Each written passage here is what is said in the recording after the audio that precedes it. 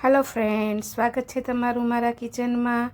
आज आपणे घरનું एकदम ચોખ્ખું ઘી બજાર જેવો જ કલર અને સુગંધ સાથે ઉનાળામાં કઈ રીતે એકદમ ઢેફા જેવા માખણમાંથી ચોખ્ખું ઘી બનાવવું તે પણ એકદમ ઝંઝટ વગર અને એકદમ સરળ રીતે જે આપણી વર્ષો જૂની છે તે રીતે આપણે આજે દૂધની મલાઈમાંથી ઘી બનાવવાની પ્રોસેસ બતાવીશ। મારી પાસે લગભગ 8 દિવસની મલાઈ છે।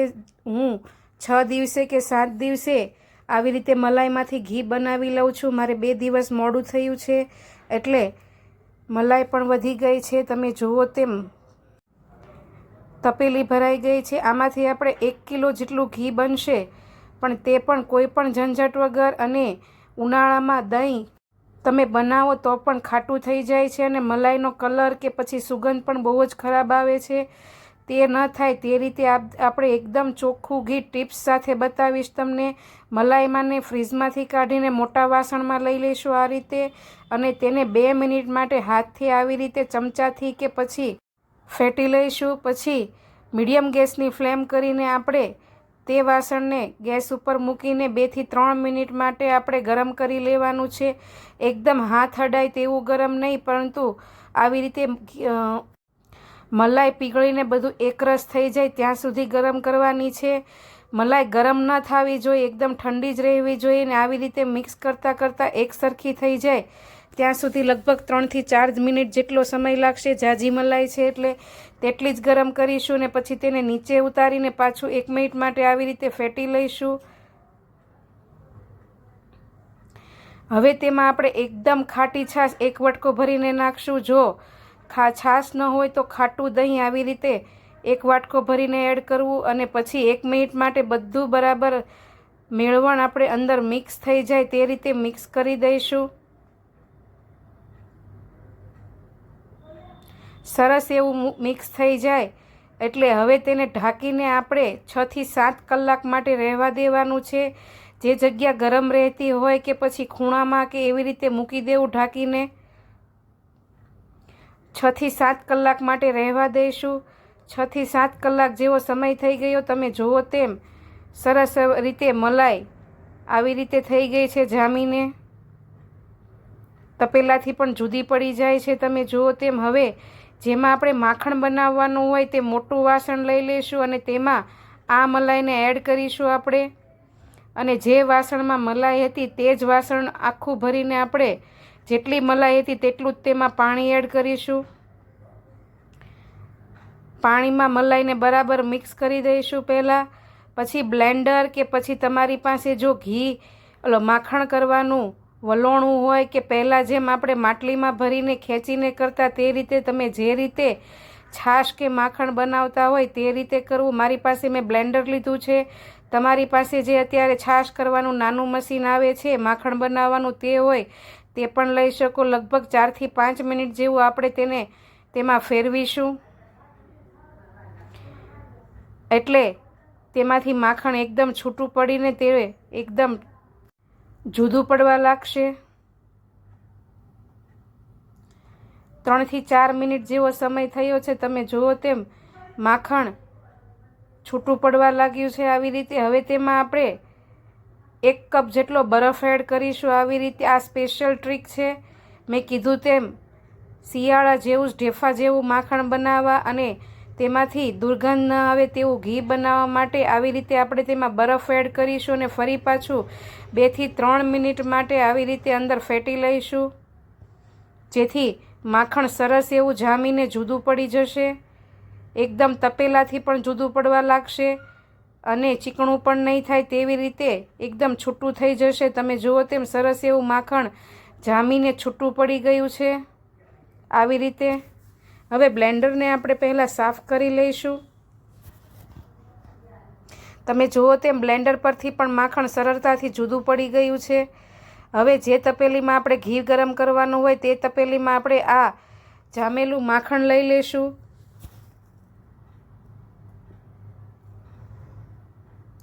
તમે જુઓ તેમ માખણ એકદમ સરસ એવું જામીને ઢેફા જેવું થઈ ગયું છે। આ માખણ આપણથી પરફેક્ટ બન્યું છે કે નહીં તે પણ કેવી રીતે ખબર પડે તે પણ હું તમને આગળ વિડીયોમાં જણાવીશ, તો જરૂરથી જોજો। માખણ બધું જ આપણે છાશમાંથી જુદું પાડી લીધું છે. તમે તપેલામાં જુઓ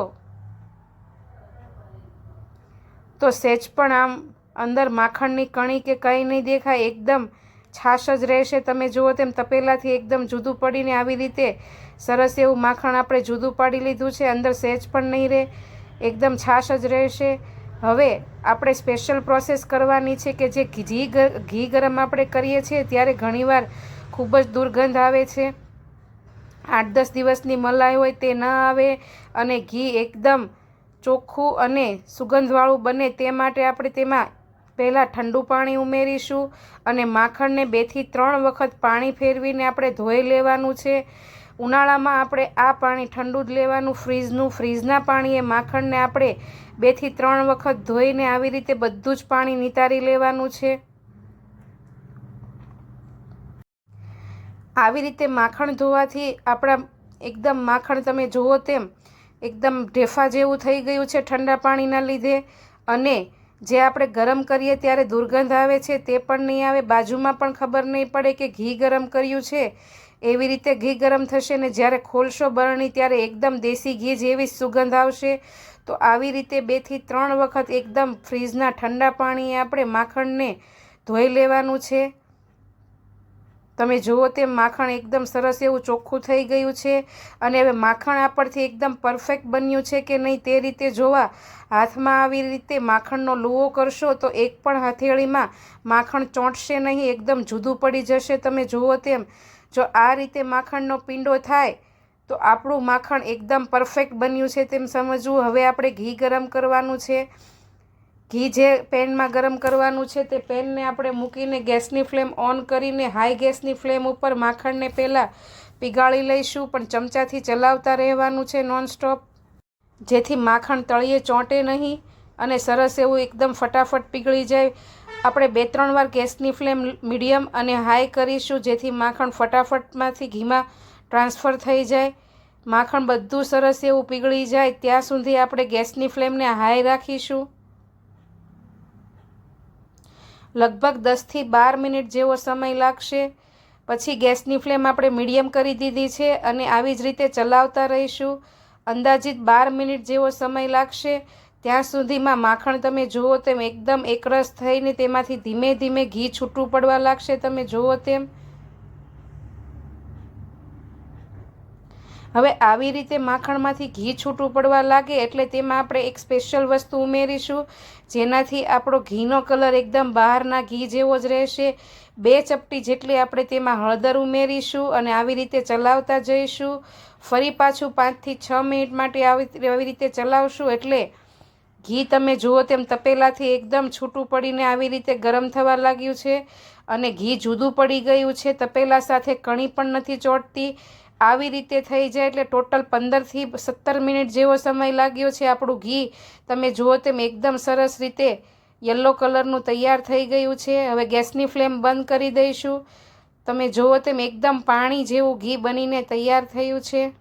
આવી રીતે થઈ જાય ગેસની ફ્લેમ બંધ કરીને આપણે તેને થોડું એવું ઠંડુ પડવા દઈશું અને પછી ગળણીથી કે પછી સુતરાઉ કપડાં, કોટનના કપડાથી આપણે તેને ગળી લઈશું. ઘીમાં સહેજ પણ દુર્ગંધ નહીં આવે, એકદમ ચોખ્ખું અને સુગંધવાળું ઘી બનીને તૈયાર થયું છે. જો તમે ક્યારેય આ રીતે ઉનાળામાં ઘી ન બનાવ્યું હોય તો જરૂરથી ટ્રાય કરજો. એકદમ ચોખ્ખું બનશે, સુગંધવાળું. મારી ચેનલ ઉપર નવા હો, વિડીયો જોતા હો અને સબસ્ક્રાઈબ ન કરી હોય તો સબસ્ક્રાઈબ કરી લેજો. અને ઘી બનાવવાની આ મારી ટિપ્સ અને ટ્રીક કેવી લાગી તે કોમેન્ટમાં જરૂરથી જણાવજો. તો ચાલો આવતીકાલે ફરી મળીશું. ત્યાં સુધી આવજો. જય શ્રી કૃષ્ણ.